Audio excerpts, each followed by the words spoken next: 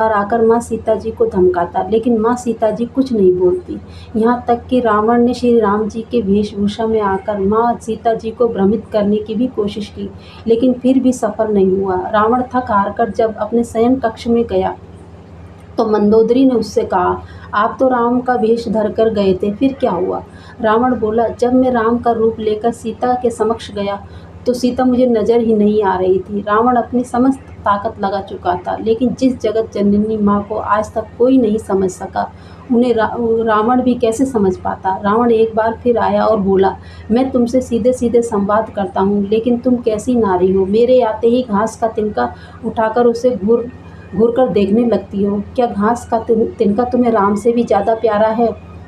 रावण के इस प्रश्न को सुनकर माँ सीता जी बिल्कुल चुप हो गई और उनकी आंखों से आंसुओं की धार बह पड़ी।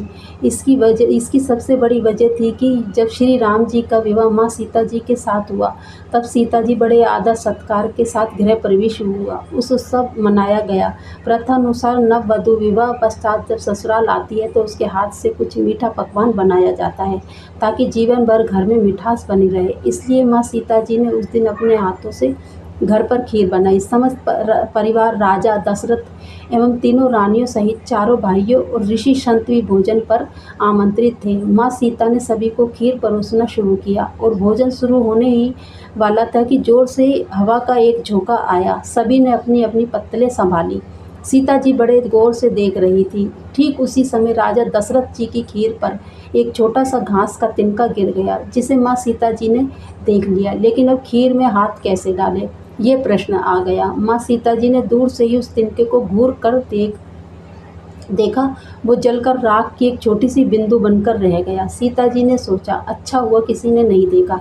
लेकिन राजा दशरथ माँ सीता जी के इस चमत्कार को देख रहे थे। फिर भी राजा दशरथ जी चुप रहे और अपने कक्ष पहुंचकर माँ सीता जी को बुलवाया। फिर उन्होंने सीता जी से कहा, मैं आज भोजन के समय आपके चमत्कार को देख लिया। आप साक्षात जगत जननी स्वरूपा है, लेकिन एक बात आप मेरी जरूर याद रखना, आप जिस नज़र से आज आप उस तिनके को देखा है, उस नज़र से अपने शत्रु को कभी मत देखना। इसलिए माँ जनकी उस घास के तिनके को उठाकर राजा दशरथ की बात याद कर लेती। तृण धर ओट कहत वह दही, सुमरई अवधपति परम सनही। यही है उस तिनके का रहस्य। इसलिए माता सीता जी चाहती तो रावण को उस जगह पर ही राख कर सकती थी, लेकिन राजा दशरथ जी को दिए एवं भगवान श्री राम को रावण वध का श्रेय दिलाने हेतु वो शांत रही। ऐसी विशाल हृदया थी हमारी जानकी माता। जय हो प्रभु श्री राम की, जय हो सीता मैया की।